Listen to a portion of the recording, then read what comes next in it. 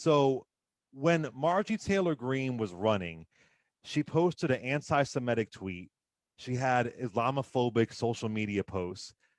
She used an AR-15 to shoot a sign that read socialism, yet she still won a runoff primary with 57% of the vote. Why do you think she won? Well, quite that's one of those questions where, in the last election cycle, and understandably so, people were looking for change and to shake things up. Um, I get why, people want that, but that's not what Marjorie Taylor Greene is all about. She's not bringing any real change or shaking things up to make things better. She's a chaos agent, let's face it, pure and simple. She's about bringing chaos, and she's not there to govern. She's there to build her brand. Why she got elected or won in the primary against someone who I think was probably clearly more qualified and capable than her is one of those things. People wanted change. They wanted government to not be stagnant anymore.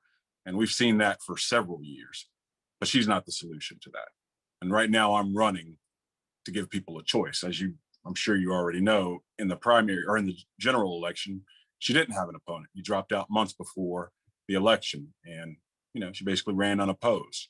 So I'm going to give people a choice this time, and that choice is going to be between chaos and stability.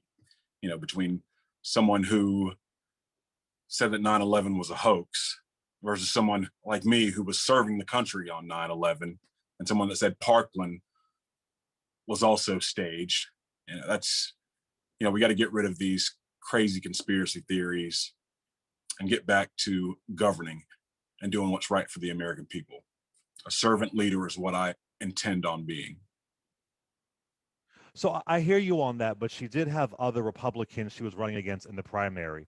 And I do think for me, it's important to say, though, why do you think she resonated with voters? Because she wasn't a change agent. She was openly racist, openly hateful, yet she still resonated. And you want to resonate in a way where you can get some of the people who voted for her. So why do you think her hate resonated with this district?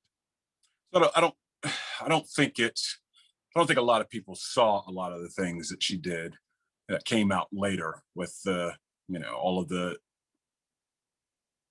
things that she said about our LGBTQ community, the things she said about Muslims, the xenophobia.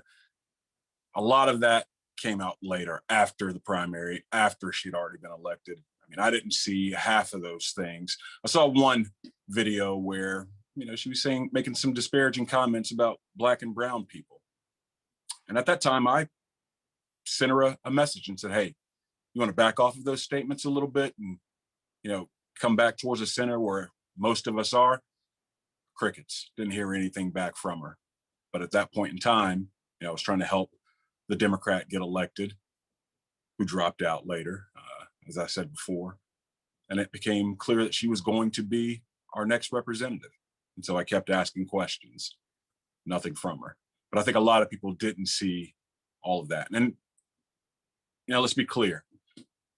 She ran unopposed and still only got 74% of the vote. A lot of people didn't vote. I didn't vote for her. I voted for myself, actually, on the ballot. And I think now that people have had a chance to see what it is that she truly is, to see how radical she truly is, I think we're going to have a different outcome next election.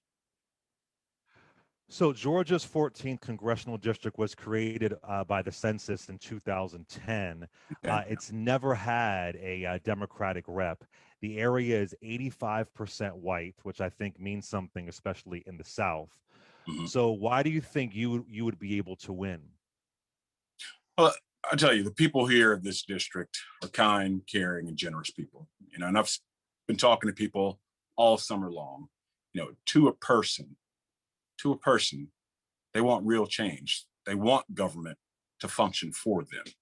They want to feel like they're heard in this district. And that's what I will bring to the table. So I think my message will resonate. So you haven't run for office before. This is your first time in the political realm. So some folks say there's good and bad to that. What do you say to people? You're going to get this thing. He doesn't have the experience. Another person in there with no experience. What's your reaction to that? Well, I wouldn't say I have no experience. The past 27 years, I've served the country in the Army as a defense contractor, as a civil servant or government official. So I have a lot of experience in government and governing. Um, in Iraq and Afghanistan, I worked on contracts where we taught government or governance to local leaders there. So I learned a lot about it in Iraq and in Afghanistan.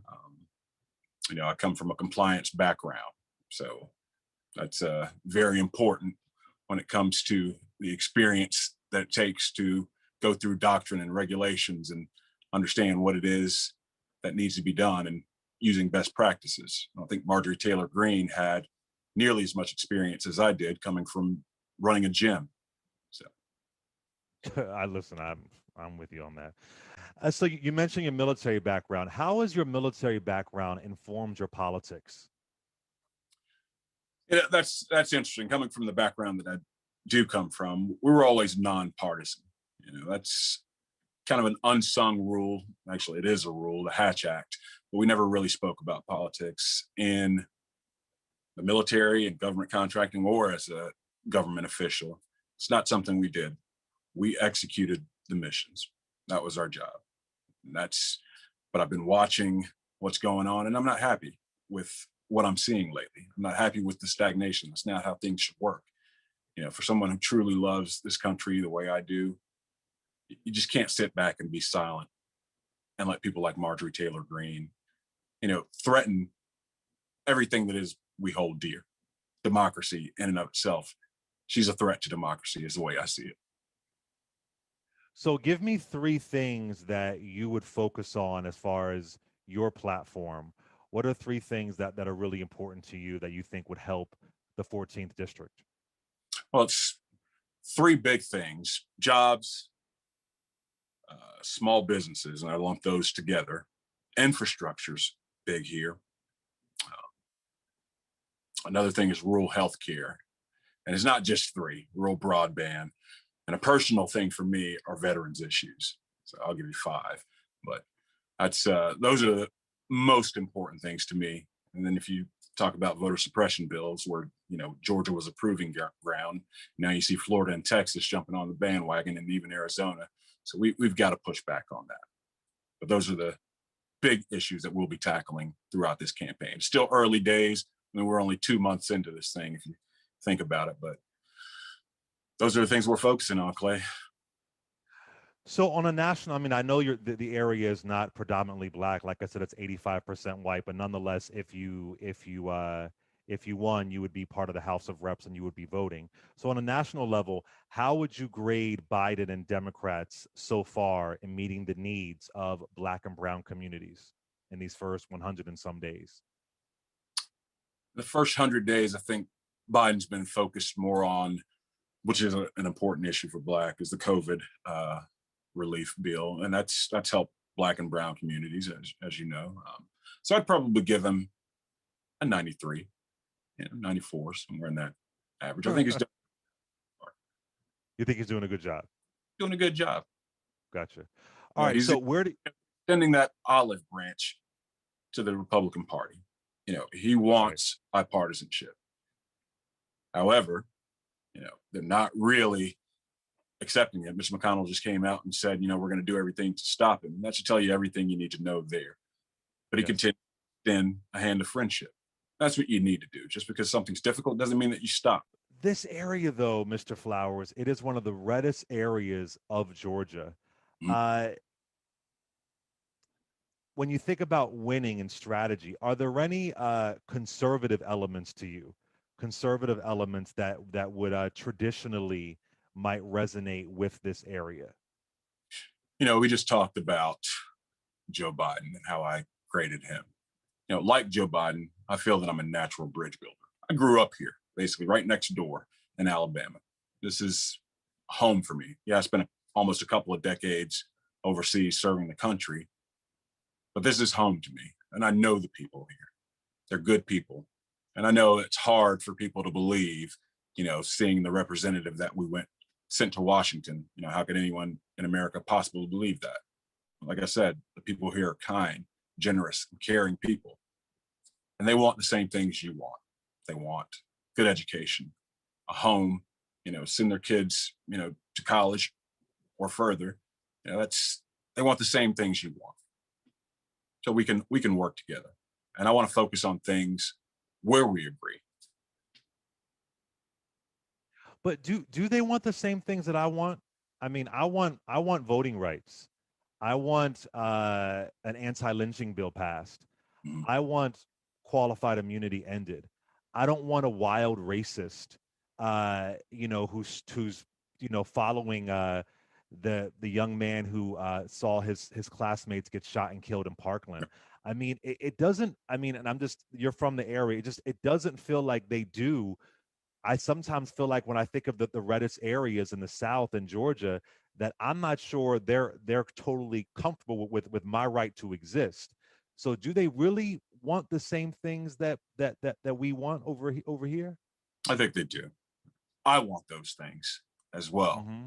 And I'm from here. This is home for me. Those are the same things that I want. And the people that I talk to want the same things, but they don't want to feel left out. And I get that. And we're not here to embarrass anybody. We're going to bring people into the fold. We're going to get this vote out. And you'll be surprised at what turns out. I, I promise you that. So tell me what you're hearing because you're out there, you're talking to people, you're not just, on major news programs, you're actually in the field talking to people. What are you hearing about people in the 14th district of Georgia? They're not From happy. people rather. Say They're again. not I'm sorry. happy. Hmm. They're not, to a person, everyone that I've talked to. And I'm not just talking to Democrats, I'm talking to Republicans also. They are slightly embarrassed by her. They didn't expect this. I assure you of that. To a person, that's what I'm hearing. Okay. And what are you hearing the kind of change that they want? Because I guess you're saying they thought Rep Green was changed. So what's the kind of real change that your area of Georgia wants? Well, let me tell you, they don't want to be living in fear anymore. People think that their taxes are going to be raised, and we know where that's coming from. That's all misinformation and disinformation. That's what our broader campaign is about, pushing back on the misinformation and disinformation. These are, like I said, these are good people. They want normal things. They want to live a good life. That's it. And I want to assure them that what Marjorie Taylor Greene is selling is not for them. She's not doing anything for them. She's not interested in governing. She's about building a brand. I will be a servant leader. That's it. I'll serve the people of the district. I'll serve their interests as well as the interests of the country.